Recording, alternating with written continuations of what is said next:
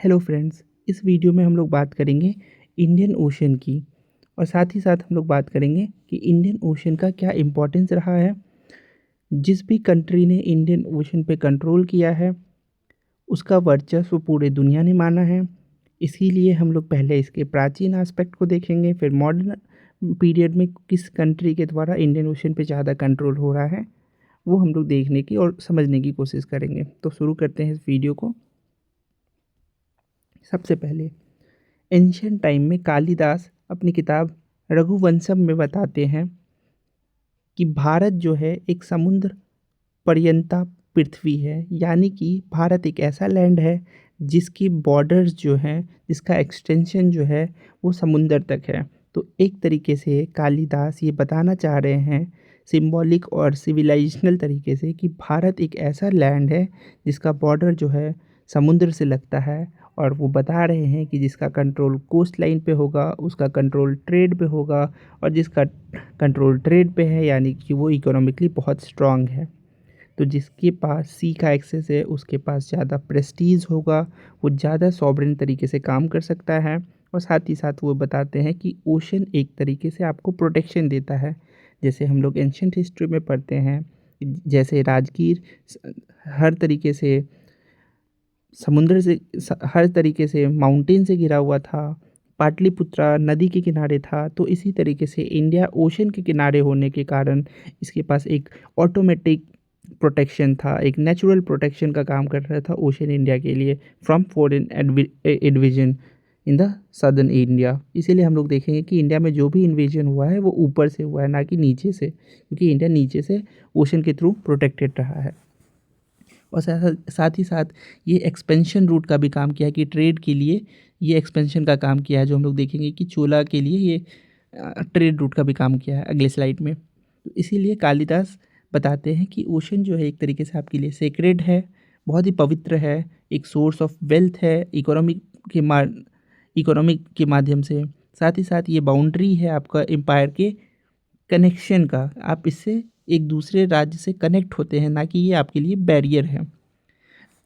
तो कालिदास के अलावा चाहे वो कौटिल्य हो, चाहे वो ऋग्वेद हो, चाहे वो विष्णु पुराण हो, हर एंशियंट टेक्स्ट में जो है इम्पोर्टेंस बताया गया है ओशन का। अगर हम लोग साउथ इंडिया की बात करें चोला का, तो चोला का भी एक्सटेंशन जो है इंडियन ओशन में बहुत ज़्यादा था। उन्होंने इंडोनेशिया मलेशिया तक कंट्रोल किया था इंडियन ओशन के थ्रू। तो ट्रेड रूट उन्होंने इंडियन ओशन के थ्रू बनाया था, और इससे वो बहुत ही संपन्न साउथ इंडियन राज्यों में देखे जाते हैं, और उनका इतिहास बहुत ही समृद्ध रहा है। लेकिन 1453 में एक ऐसा इवेंट होता है जिसके बाद जो है पूरा इतिहास बदल जाता है, और हम लोग एक तरीके से ये परिवर्तन का समय देखते हैं 1453। क्यों? क्योंकि ये जो एम्पायर था बाइजेंटाइन एम्पायर, इसका पतन हो जाता है। एक तरीके से कॉस्टुस्तुनिया का पतन हो जाता है, ऑटोमन का कंट्रोल हो जाता है। ये स्ट्रेटेजिक लोकेशन पे जहाँ से सिल्क रूट कनेक्ट करता था पूरे वर्ल्ड को, और जो इंडियन लैंड था, इंडियन सब कॉन्टिनेंट था उसको। तो एक तरीके से ये ट्रेड ब्लॉकेज का काम करता है, और ओटोमन जो है इस रूट को कंट्रोल कर लेते हैं। ये रास्ता यूरोप और एशिया को जोड़ता था, एक तरीके से सिल्क रूट से जुड़ा हुआ रास्ता था। तो अब इस रूट से जिसको भी ट्रेड करना होता था उसे टैक्स देना पड़ता था ऑटोमन का, क्योंकि ऑटोमन का मोनोपोली हो चुका था इस रास्ते पे, और यूरोपियंस के ऊपर बहुत ज़्यादा टैक्स इम्पोज किया जा रहा था। तो यूरोपियन के अंदर अब बहुत ज़्यादा डेस्परेशन देखने को मिलता है। यूरोपियंस नए रास्ते ढूंढना चाहते हैं, और इसी वजह से पहली बार जो है ईस्ट इंडिया का एक्सेस शिप रूट के थ्रू, जो ओशन है ओशन रूट के थ्रू ढूंढा जाता है। और इसका जो श्रेय है हम लोग वास्को डी गामा को देते हैं कि वास्को डी गामा 20 मई 1498 को लिस्बन पुर्तगाल के कैपिटल से होते हुए साउथ अफ्रीका के केप ऑफ गुड होप से होते हुए कालीकट, जो कि केरला में है मॉडर्न टाइम में, वहाँ पे वो पहुँचते हैं। और इस सब का क्या कारण था? क्यों यूरोपियंस को जो है इतना ज़्यादा डेस्पिरेशन था? क्या चाहिए था शिप रूट के थ्रू? वो क्या ढूंढना चाहते थे? तो वो तीन जी पे फोकस कर रहे थे। पहला गोल्ड, दूसरा गॉड और तीसरा ग्लोरी। गोल्ड माने उनको लगता था कि जो भारत लैंड है, जो इंडियन सब कॉन्टिनेंट है, यहाँ पे सोना बहुत ज़्यादा है। दूसरा गोल्ड गॉड, कि वो जो क्रिश्चियनिटी का एक्सपेंशन जो है इंडियन सब कॉन्टिनेंट पे करना चाहते थे, क्रिश्चियनिटी का ज़्यादा से ज़्यादा वो प्रचार करना चाहते थे। और इंडियन सब कॉन्टिनेंट में ऑलमोस्ट इंडिया का पॉपुलेशन 18%, चाइना का पॉपुलेशन 20%, तो 38% पॉपुलेशन इन्हीं दो कंट्री में था। तो ज़्यादा से ज़्यादा वो कन्वर्ट कराना चाहते थे लोगों को क्रिश्चियनिटी में। और तीसरा, ये एक तरीके से ग्लोरी का काम करता उनके लिए। तो इन सब वजहों से जो है यूरोप में बहुत ज़्यादा एक ग्लोरी दिखाने का काम हो रहा था कि कौन कंट्री पहले ज़्यादा एक्सपेंड करता है अपने इलाकों को और फिर ग्लोरीफाई करता है उसको। तो एक तरीके से जब वास्को डिगामा इंडिया पहुंच जाते हैं तो एक तरीके से ये डायरेक्ट एक्सेस का काम करता है यूरोपियंस को इंडिया से जोड़ने का, और बीच में कोई भी इंटरमीडिएट नहीं आएगा। तो जो मोनोपोली था बीच में ऑटोमन एम्पायर का, वो बाईपास किया जाता है। तो इस इवेंट का क्या सिग्निफिकेंस है इतिहास में? पहला, ये तो एक तरीके से एक्सप्लोरेशन और न्यू वर्ल्ड डिस्कवरी का काम होता है कि यूरोपियंस भारत से अब ओशन के थ्रू जुड़ गए थे। और अब सिर्फ भारत का ही खोज नहीं हुआ था। आप इतिहास में पढ़े होंगे कि 1492 में कोलंबस ने यूएसए की भी खोज की थी। तो नए नए इलाकों की खोज हो रही थी। उसमें पुर्तगाल सबसे पहले निकला, फिर स्पेन, फिर नीदरलैंड और आखिर में ब्रिटेन निकला। लेकिन अंततः ब्रिटेन जो है सबसे इम्पॉर्टेंट कंट्री बन के निकलता है। और यहीं से फिर कॉलोनियलिज्म की शुरुआत होती है। कल्चरल और एग्रीकल्चर एक्सचेंज की शुरुआत होती है, जैसे कि हम लोग यहाँ पोटैटो, आलू, गुआवा, पपीता, ये सारे चीज़ जो हैं, स्वीट पोटैटो, ये सारे चीज़ कल्चरली एक्सचेंज होता है, एग्रीकल्चरली एक्सचेंज होता है। तो बहुत चीज़ का आदान प्रदान होता है और बदले में स्पाइस का ट्रेड जो है यहाँ से होता है। तो एक तरीके से ये शिफ्ट देखने को मिलता है ग्लोबल पावर के इवेंट में। क्यों? क्योंकि एक इंटरकनेक्टेड ग्लोबल पावर रूट का काम कर रहा था। और अब कॉन्स्टिस जो कस्तूनिया था उसका पतन के बाद ये नए रास्ता एक तरीके से नए वर्ल्ड को जोड़ रहा था। आप देख सकते हैं कि ये लिस्बन है, यहाँ से घूम कर पूरा अफ्रीका को पार करते हुए यहाँ से भारत आया गया। और पहले जो ये डायरेक्ट एक्सेस था, तो ये भले ही ये बड़ा रास्ता था, लेकिन ये जो बीच में इंटरमीडिएट का काम था वो ख़त्म हो गया। तो हम लोग देखते हैं कि धीरे धीरे ये इतना बड़ा रास्ता पार करके जाना हो, तो इसको ख़त्म करने के लिए फिर होड़ मचती है, कॉलोनियलिज्म होता है। और भारत में फिर पहले पुर्तगीज़, फिर फ्रेंच और आखिरकार ब्रिटेन जो है अपना बड़ा सा कॉलोनी बनाने में सफल होता है और यहाँ पे 200 सालों तक राज करता है। तो ये अलग चैप्टर है, हम लोग कभी इसके बारे में बात करेंगे। या आप दूसरे मैप में देख सकते हैं कि सेम चीज़ को दिखाया गया है कि पुर्तगाल से निकलता हुआ इधर से केप ऑफ गुड होप होते हुए फिर यहाँ भारत की खोज होती है, कालीकट पहुँचते हैं, फिर ये रास्ता। और ये पहले डायरेक्ट सिल्क रूट का काम कर रहा था ये इलाका। आप देख सकते हैं चाइना है यहाँ पे इंडिया है। तो ये आप देख सकते हैं। अब प्रेजेंट डे क्या टेंशन है इंडियन ओशन को लेके, क्योंकि इंडियन ओशन का इतना इम्पॉर्टेंस रहा है इतिहास में, चाहे कालिदास हो या कोई भी वेद पुराण हो, हर जगह इसका मेंशन है। मिडिवल टाइम में हम लोग इतना बड़ा पैराडाइम शिफ्ट देखते हैं कि इंडियन जो सब कॉन्टिनेंट है इसको ढूंढने के लिए पुर्तगीज़, ब्रिटिश, इन सारे कंट्री में इतनी होड़ रही और ब्रिटेन आखिर तक भारत को छोड़ना नहीं चाहता था। तो इलाका बहुत इम्पॉर्टेंट है। क्यों? क्योंकि यहाँ पे इंडियन ओशन है और ये बहुत बड़ा ट्रेड रूट का काम करता है। प्रेजेंट टाइम में हम लोग देखते हैं यहाँ पे जो वॉर लाइक सिचुएशन बना हुआ है मिडिल ईस्ट में, हालांकि उसके बारे में हम लोग कभी और बात करेंगे, उसका भी कनेक्शन इंडियन ओशन से ही है। और यहीं से तेल का सप्लाई जो है ऑलमोस्ट 80% होता है। हालांकि अगले स्लाइड में हम लोग वो देखेंगे। तो प्रेजेंट टाइम में हम लोग देखते हैं कि चाइना और इंडिया के बीच में जो है इंडियन ओशन को लेके राइवलरी है। और यहाँ से 80% जो है दुनिया का ट्रेड होता है, मेनली ऑयल का। और यहाँ पे राइवलरी इसीलिए है क्योंकि चाइना जो है स्ट्रिंग ऑफ पोल्स करके अपना वो जो एंशियंट ग्लोरी वाला इलाका था, जो सिल्क रूट का उसका पास्ट ग्लोरी था, उसको वो रिक्रिएट करना चाहता है, whether it is by sea route और बाय लैंड रूट। अब इसके लिए वो क्या कर रहा है? पहले जो ग्वादर इलाका है पाकिस्तान का, वहाँ पे पोर्ट बना रहा है, श्रीलंका में हम्बनटोटा में पोर्ट बना रहा है, और म्यांमार में पोर्ट बना रहा है। तो एक तरीके से ये इनसर्कल करने का कोशिश कर रहा है भारत के टेरिटरी को। अब इससे होगा क्या? इससे ये होगा कि चाइना का जो नेवल और मिलिट्री रीच है वो एक्सपेंस होगा। सबसे पहले चाइना ने 2017 में जिबूती पे अपना पहला मिलिट्री बेस बनाया। चाइना ने जिबूती, जो कि दूसरा कंट्री है, उस पर अपना मिलिट्री बेस बनाया 2017 में, ये आप पढ़ सकते हैं।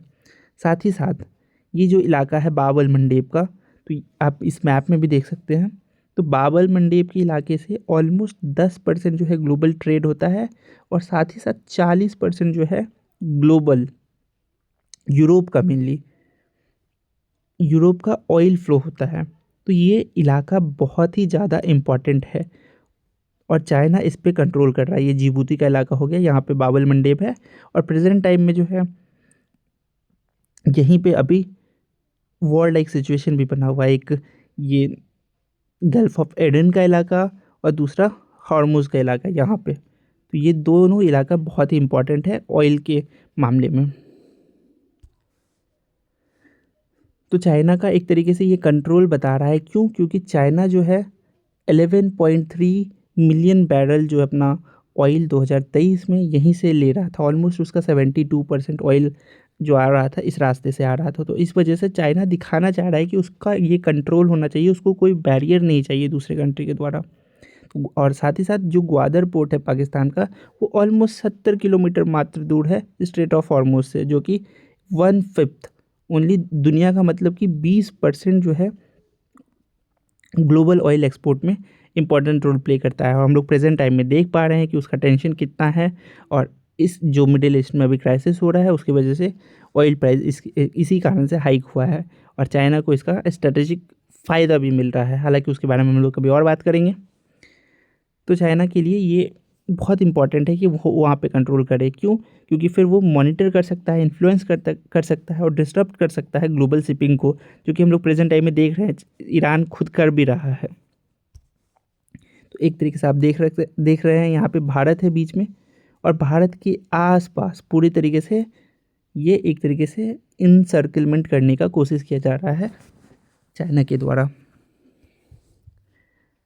इससे क्या होगा? इसके अलावा चाइना जो है, जो छोटे कंट्री हैं उनके ऊपर प्रेशर बना रहा है, वो भी पॉलिटिकली। पहले क्या करता है चाइना? उन कंट्री में इन्वेस्ट करता है।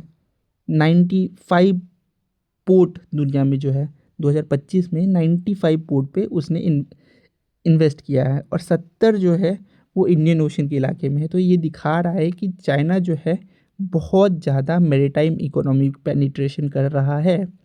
क्यों? क्योंकि उसको पता है कि ये एक तरीके से इम्पॉर्टेंट इलाका है जो रीसेप करेगा पैटर्न ऑफ इंडो पैसिफिक और जियो पॉलिटिक्स इन्फ्लुएंस को, क्योंकि ट्रेड के लिए आपको ओशन पे कंट्रोल करना होगा। अब इसको भारत कैसे काउंटर कर रहा है? भारत इसको काउंटर कर रहा है नेकलेस ऑफ डायमंड के थ्रू। तो जिस प्रकार से चाइना ने स्ट्रेटेजिक नाम रखा है स्ट्रिंग ऑफ पर्ल्स, तो भारत ने उसी तरीके से चाइना को काउंटर करने के लिए नेकलेस ऑफ डायमंड का एक पॉलिसी अप्लाई किया है, जिसका माध्यम से भारत जो है पोर्ट डेवलपमेंट करेगा, मैरीटाइम कॉपरेशन करेगा, और साथ ही साथ जो चाइना का ये बेल्ट एंड रोड इनिशिएटिव है उसको काउंटर करने का कोशिश करेगा बाय रीजनल कॉपरेशन। भारत का और चाइना का डिफरेंस क्या है? भारत ने भी वही काम कर रहा है, बट ये डायमंड ऑफ नेकलेस के थ्रू।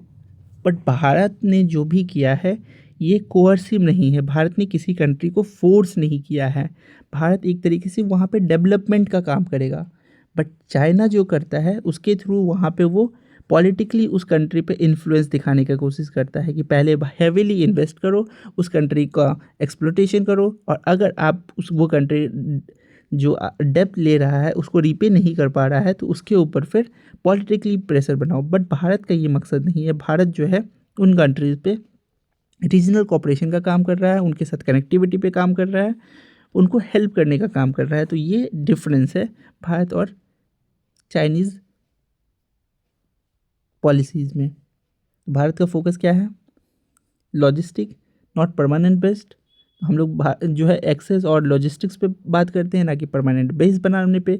हम लोग डकम पोर्ट देख सकते हैं ओमान में, सबलांग पोर्ट है इंडोनेशिया में। तो हम लोग भी जो है चाइना को काउंटर करने के लिए ये सारी चीज़ कर रहे हैं। सेम चीज़ जो मैंने आपको बोला वही लिखा हुआ है।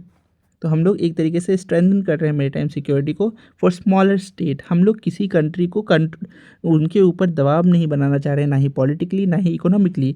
रेदर हम लोग जो है उनको एक तरीके से इकोनॉमिक एक्टिविटी में इंगेज कर रहे हैं और उनके पोर्ट को उनके हवाले दे रहे हैं, उनके नेशनल कंट्रोल में रख रहे हैं। We are not controlling over them. तो ये डिफरेंस है इंडिया और चाइना के बीच में।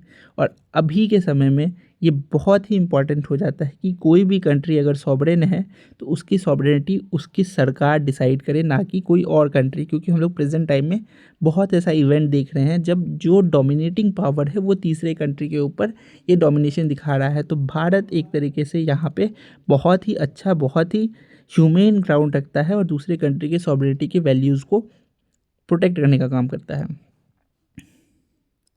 साथ ही साथ इकोनॉमिक कनेक्टिविटी एंड अल्टरनेटिव डेब्ट डिप्लोमेसी है कि चाइना डेब्ट डिप्लोमेसी का काम करता है, तो भारत एक तरीके से डायमंड ऑफ पर्ल्स के थ्रू एक अल्टरनेटिव इलाका लाता, अल्टरनेटिव तरीका बताता है। तो हम लोग साथ ही साथ ह्यूमैनिटेरियन असिस्टेंस और डिजास्टर रिलीफ में काम करते हैं। हमने ऑपरेशन सागर किया था कोविड के टाइम पे, और बहुत सारा ऑपरेशन जो है, चाहे अर्थक्वेक आ जाए, चाहे श्रीलंका में सुनामी आ जाए, मालदीव्स में ज़रूरत हो, मोजाम्बिक में ज़रूरत है, जहाँ भी इंडियन ओशन में जिस भी कंट्री को ज़रूरत पड़ा है, वहाँ पे डिजास्टर आए हो, वहाँ पे कुछ भी हुआ हो, भारत ने हमेशा बिग ब्रदर के तरह वहाँ पे उन कंट्री की हेल्प करने की कोशिश की है। तो ये दिखाता है कि भारत जो है रीजनल कोऑपरेशन पे ज़्यादा फोकस करता है रेदर देन डोमिनेशन। तो एक तरीके से हम लोग जो है काउंटर पावर एसिमेट्रिक भी कर रहे हैं कि चाइना ने अगर वहाँ पे कंट्रोल किया है तो भारत उसका काउंटर जवाब भी देगा। और साथ ही साथ इंडो पैसिफिक ओशन इनिशिएटिव हमने ये शुरू किया है, जो कि एक तरीके से इकोलॉजी, कैपेसिटी बिल्डिंग और ट्रेड पे फोकस करा जाएगा। और महासागर प्रोजेक्ट भी हमारा यही है कि हम लोग जो है म्यूचुअल एंड हॉलिस्टिक एडवांसमेंट और सिक्योरिटी एंड ग्रोथ पे फोकस करते हैं कि सब कंट्री का साथ साथ विकास होना चाहिए, उनकी सिक्योरिटी, उनका ग्रोथ, हर कुछ पे फोकस होना चाहिए, ना कि एक कंट्री का डोमिनेशन, एक कंट्री का इन्फ्लुएंस, एक कंट्री के दबाव में बाकी कंट्री को प्रेशराइज होकर डिसीजन लेना पड़े। एक तरीके से इंडिया का जो मैरीटाइम स्ट्रेटजी है, it's not about encirclement, it is all about empowerment. ये बहुत ही इंपॉर्टेंट पॉइंट है कि इंडिया का जो मैरीटाइम सिक्योरिटी है, मैरीटाइम स्ट्रेटजी है, this shows that we are not focusing on encirclement or dominating over one country, rather than we are trying to empower the country, we are trying to help other country, because we have seen how important to be the sovereign nation and independent to take decisions, because China इस चीज़ को देख रहा है। और जो medieval time में हमने देखा कि एक कंट्री का डोमिनेंस था एक इलाके पे, तो उसका क्या हर्जाना हुआ था। यहाँ पे कस्तूसनिया का पतन हुआ और जो पूरा यूरोप से यहाँ का कनेक्शन होता था, जो सिल्क रूट था चाइना का, वो डिसरप्ट हुआ। उसके बाद नए रास्ते की खोज हुई, पूरा वर्ल्ड ऑर्डर बदल गया। और अभी भी जो है ऑलमोस्ट 40% पॉपुलेशन जो है ये इंडियन सब कॉन्टिनेंट पे रहते हैं। तो ये इलाका बहुत इंपॉर्टेंट है और इंडियन ओशन पे जिसका भी कंट्रोल होगा उस कंट्री का जो है दबदबा पूरे देश में होगा। इसी वजह से हम लोग देखते हैं कि चाइना का, यूएस का, सॉरी चाइना तो रहने दीजिए, यूएस का भी कंट्रोल जो है यहाँ पे डिएगो गार्सिया में है, इंडो पैसिफिक रीजन में है। तो बहुत जगह यूएस भी जो है पेट्रोलिंग करता है। यूएस के मिलिट्री बेस है इंडियन ओशन में, क्योंकि पता है उसको भी कि इंडियन ओशन बहुत ही इंपॉर्टेंट इलाका है और यहाँ पे जिसका प्रेजेंस होगा, कंट्रोल होगा, वो कंट्री ओवरऑल आने वाले समय में डोमिनेट करेगा। क्यों? क्योंकि यहाँ से मिडिल ईस्ट है, मिडिल ईस्ट से ट्रेड का 80% एक्सपोर्ट हो रहा है। यहाँ पे मसाले बहुत है, यहाँ पे पॉपुलेशन बहुत है, इकोनॉमिकली बहुत इंपॉर्टेंट है, स्ट्रैटेजिकली बहुत इंपॉर्टेंट है, ट्रेड के लिए बहुत इंपॉर्टेंट है, एंड ओवरऑल पूरे दुनिया के विकास के लिए ये इलाका बहुत इंपॉर्टेंट है। तो जिस भी कंट्री का यहाँ पे डोमिनेशन है, वो कंट्री दुनिया में हमेशा एज लेती रहेगी किसी भी न किसी तरीके से बाकी लोगों से, बाकी कंट्री से। तो ये ओवरऑल इंडियन ओशन के बारे में वीडियो था। जो भी आपको इसमें सजेशन देना हो, आपके सुझाव हो, वो आप बता सकते हैं। Thank you for watching this video.